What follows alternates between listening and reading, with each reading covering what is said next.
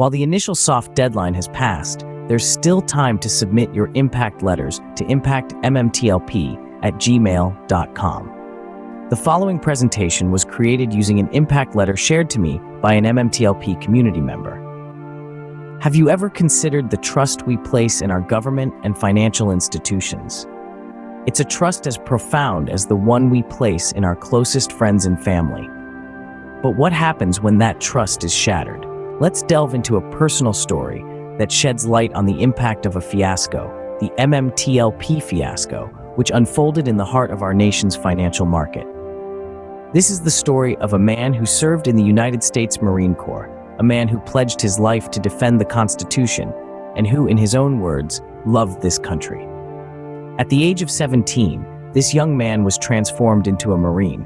His mother entrusted him into the hands of the government, and he, in turn, entrusted his life to it. For 10 years, he stood ready to protect this country and its citizens from any harm. Fast forward to December of 2022. A decision by the Financial Industry Regulatory Authority, or FINRA, to prematurely halt trading of MMTLP 2 days prior to the stated date sent shockwaves through his life. His invested money was held hostage in the U.S. stock market. This action not only devastated him financially, but also strained his personal and familial relationships. But the true devastation was not the financial and relational effects of this event. It was the erosion of his trust and faith in the institutions he swore to defend. The very institutions that he believed in turned their backs on him. Now, this man is not asking for money or preferential treatment. All he seeks is transparency. 74 members of Congress have already written an open letter to FINRA and the SEC, requesting answers to specific questions surrounding the premature halt of MMTLP. However, the responses given were vague and elusive, failing to bring clarity to the situation.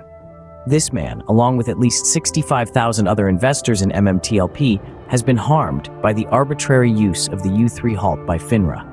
An audited, aggregated share count of all long and short positions in MMTLP will provide the transparency needed to settle the issues regarding the MMTLP fiasco. His simple request echoes the sentiments of many others. He wants our government and financial institutions to be accountable, to be transparent. He hopes to restore his faith and trust in the government he once pledged his life to protect. So, consider this a call to action. It's time to demand transparency from FINRA and the SEC. It's time to stand alongside those who have been affected by the MMTLP fiasco.